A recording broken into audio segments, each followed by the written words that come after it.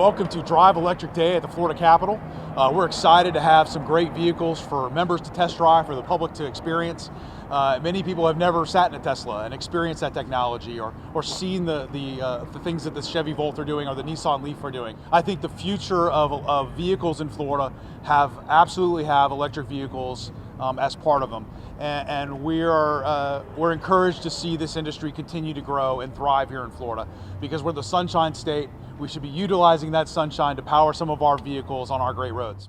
What is the importance of improving electric infrastructure in Florida? So I think one of the number one things that we hear from customers on this area is range anxiety. You know, where will I recharge if I have to recharge?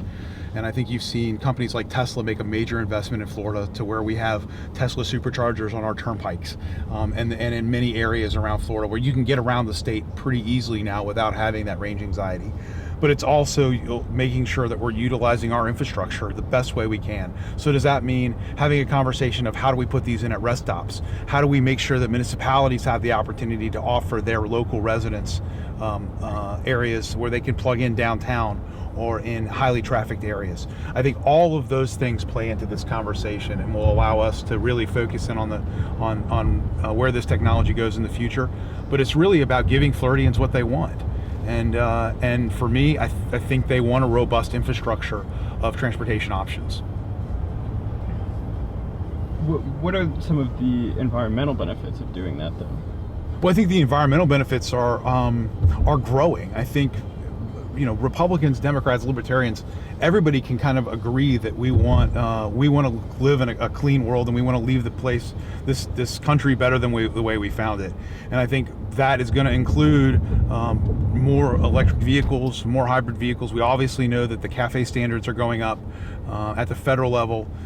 That creates a lot of great opportunities for us to think bigger and to think and to cast these bold visions. And I think when you have great partners like the Chevy Volt and the Nissan Leaf and Tesla Group trying to help us think about the world a little bit differently, bringing technology to the forefront, not just in cars, but in batteries on the side of your house. I think the next 10 years are going to be as exciting as any we've seen in transportation. And I'm excited to play a small role as the chair of Senate Transportation in the state of Florida. What do you think the political appetite is to get stuff like that done and actually put infrastructure for electric vehicles in the budget in the next session? I think there's a lot of appetite for it, and how we do it is the conversation we're having right now. Whether it's best to focus on municipalities first, or whether it's best to in cities, or is it best to have the conversation about putting them on highways?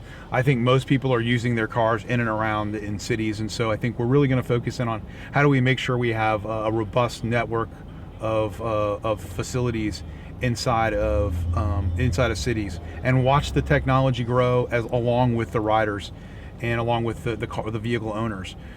I think the future of this technology includes more autonomous features, more Uber-type app features, and it's exciting. As Uber and Lyft didn't exist 5 years ago, Tesla is a relatively new entrant in the car world and is making a huge impact as far as the technology and really raising the bar on a lot of ways. And so we're going to focus in on what we can do to continue to help these great companies be successful, and what we can. I think the number one thing we can do in Florida is to create an infrastructure that encourages people to consider these types of vehicles where they wouldn't have considered them before. And is preventing the effects of climate change, is that part of the script that your colleagues are going to use to try to persuade some of your Republican members of the Senate and the House? I don't know that I would characterize it specifically in those terms, but I think what you would see is everybody wants these types they all want to have this conversation. And if we can make it easy for people to do the right thing, I think we should do that. And I think having these types of technologies available absolutely make it easy for people to have a discussion on how we can leave our planet a little better off than we found it.